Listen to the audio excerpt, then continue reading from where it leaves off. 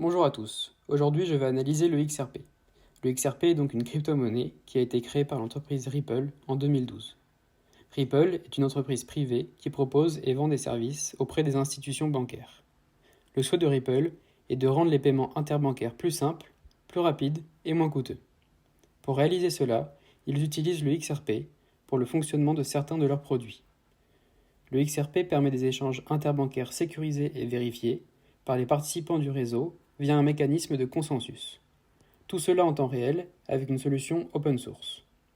Mais le XRP n'est pas une crypto-monnaie comme les autres. Il n'est pas utilisé comme une monnaie de paiement, mais comme une monnaie universelle de compensation. L'utilisation du XRP permet d'accélérer les transactions bancaires en les faisant passer de plusieurs jours à quelques secondes. Et cela sans frais et en ayant un impact écologique très faible. Comme vous avez pu le comprendre, le XRP n'est donc pas basé sur une blockchain. Et concernant le nombre de jetons, l'offre totale est de 100 milliards, et aujourd'hui il y a environ 50,1 milliards de XRP en circulation. Nous allons maintenant voir objectivement le potentiel et l'avenir du XRP.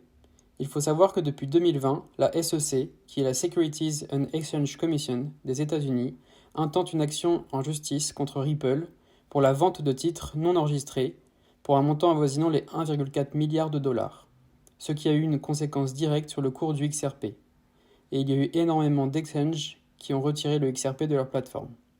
Mais aujourd'hui, avec plus de recul sur le procès et son avancement, la victoire de Ripple et du XRP semble plus qu'évidente. Le procès a donc permis d'apporter beaucoup de visibilité sur ce projet qui concerne tout le monde, car dans un monde qui va de plus en plus vite, Ripple et le XRP jouent un rôle important dans l'accélération des transactions interbancaires. Le point positif du XRP, c'est que c'est une crypto-monnaie qui a été préminée et qui a donc un impact écologique plus positif. Sa consommation est estimée à 57 000 fois moins que celle du Bitcoin. Concernant la valeur du jeton, en cas de victoire du procès, la capitalisation du XRP pourrait largement dépasser les 100 milliards, ce qui nous donne un prix minimum par XRP entre 1 et 2 euros en fonction de l'offre en circulation.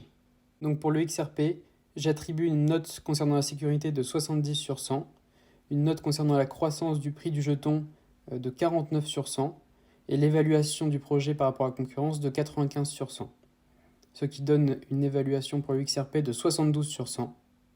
Mais en cas de victoire de Ripple et du XRP début 2023, ma note concernant la sécurité passerait de 70 à 95, car le XRP serait donc la première crypto-monnaie reconnue par un État. Et la croissance du jeton passerait de 49 à 50, ce qui fait une nouvelle note pour le XRP de 80 sur 100 en cas de victoire du procès. J'espère que vous avez apprécié cette analyse. Si vous souhaitez que j'analyse une autre crypto-monnaie, dites-le moi en commentaire.